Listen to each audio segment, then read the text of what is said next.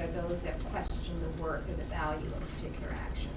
So one example would be, when you look at integration outcomes of men and women, exploratory ones would, a question would be, are there differences? So if you have a database or you have a population you work with, you could ask the question, are there just differences between men and women? And anything's up for grabs. An explanatory one would be like one of the ones that we're asking, does the existence of family and women's caregiving responsibilities affect integration outcomes? So there we're looking at sort of a cause and effect influential factor. And then the evaluative question could be something, does participation in a local family resource center affect women's integration outcomes? So you're actually looking to see whether or not a service that's put in place does have an impact. Another example would be, and this is one that actually really was kind of interesting, what are the barriers that immigrant women entrepreneurs face? Okay, so very broad, you could go out, ask the question, come up with all sorts of descriptive information, but you could also become a bit more focused and say, okay, does it make a difference which class of immigrant these women come in as? If they are the principal applicant under economic class immigration, is there a difference in outcomes than if they come in as a dependent under either economic class or family class? Or you could do, and this is something that I can see MISA doing, saying, does this program that we have here help entrepreneurial immigrant women? So three very different types of focus.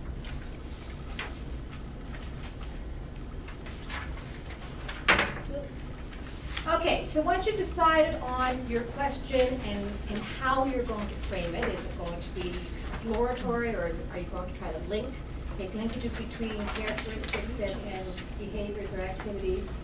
Then you have to figure out how feasible is this to do? Because at this stage, we're operating at the level of ideas. Even the term like immigrant women is an idea. Who are you actually talking about? Are you going to include refugee women? Are you going to include temporary workers? Are you going to include, I don't know who else, you know,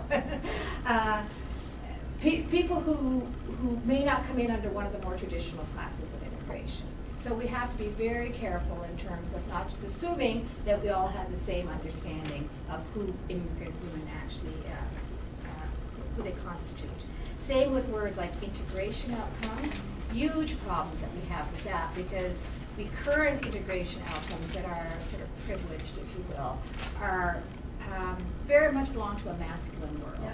So it's really difficult to measure women's participation or integration, or the integration of sponsored parents and grandparents by the categories, the economic categories that are currently used. So when we talk about integration outcomes, it's really important that you think, okay, if I don't want to do economic integration outcomes, how else, what other kind of measurements can I take? And you don't have to be doing statistical analysis to be talking about measurement. Even if you're going to be doing qualitative research, you have to know what this idea in your head looks like out there in the real world. How do you know that someone is integrated? What would you expect to see? What would they expect to see?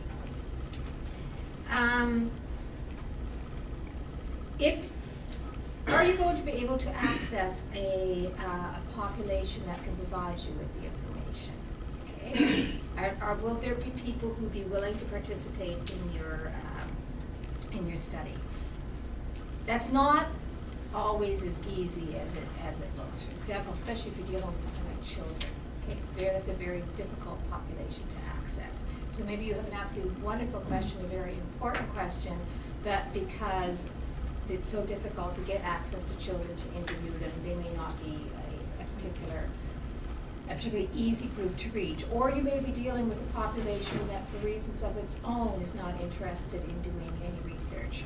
That has, for example, happened very much with our Aboriginal populations across Canada and our Black communities, who absolutely said there's just no way a white researcher is going to get in there to do research. I mean, we've used them to death for that kind of thing. So even though we may have a really great project, your ability to access that population may be really restricted. You also may be using a database, and then you really have to be careful. Yeah, I have a question, just Sure. building on what you're talking Sure. about. So isn't a part of, if you're gonna do the research, is finding the right people who would be most likely to access populations? For example, you mentioned Aboriginal communities, so Aboriginal researchers who can understand you can have a great idea, but if you don't have the right people to integrate into that, so finding the right researchers also. Absolutely, and I know, Lisa, this is a perfect example that we have at Metropolis, and others are right across the country. We use organizations like MISA to access that population, and that can cause tensions in and of itself, because we know that our chances of just walking into a community are going to be relatively slim. So yes, we tend to go through the NGO sector, but there's all sorts of ethics and politics and considerations to go along with that too. And it's certainly it's a huge challenge in terms of accessing populations of interest, absolutely, yeah. Okay, the databases. Now, sometimes you can access, not all publicly available databases are necessarily going to be conducive to your particular research project. So even though, let's say you're a really good quantitative researcher and you can use Stats Canada census data, or the Ethnic Diversity Survey, or the Longitudinal Survey of Immigrants to Canada, you have to make sure that that database is set up in such a way as to be able to answer your question. Because the data wasn't collected for your particular project. It was collected with other ideas in mind, and even though they may at a glance say, oh, have all the variables, if you will, that you want, you have to make sure that they can actually be manipulated in a way that will work for you. Likewise, if you're doing something in-house and you have a database, for example, of all your clientele, and you collect certain data and information on people that have used your services, you have to make sure that whatever database that information is stored in can be manipulated to do what you want it to do. So even though you may have all the information, let's say you've got it on Excel or something like that, you may not be able to make the wonderful configurations that you actually had in mind. And a third consideration under feasibility, and this is a biggie, especially in the academic world, is the research considered to be ethical? If you are a university researcher, you have to get your research approved by what's called a Research Ethics Board. And quite frankly, I don't care if I accept them or not, but their attitude is that if you are not a white, middle-class, heterosexual male, you are vulnerable. And therefore, they will make it almost impossible for us to get ethics approval for any population that's considered to be at risk or vulnerable. And we had it when we first started the Metropolis Center. We thought we would do on our website little vignettes of people who had chosen to live in Nova Scotia or Halifax or Atlantic Canada, and they would just tell their story as to why they picked Nova Scotia, Atlantic Canada, whatever.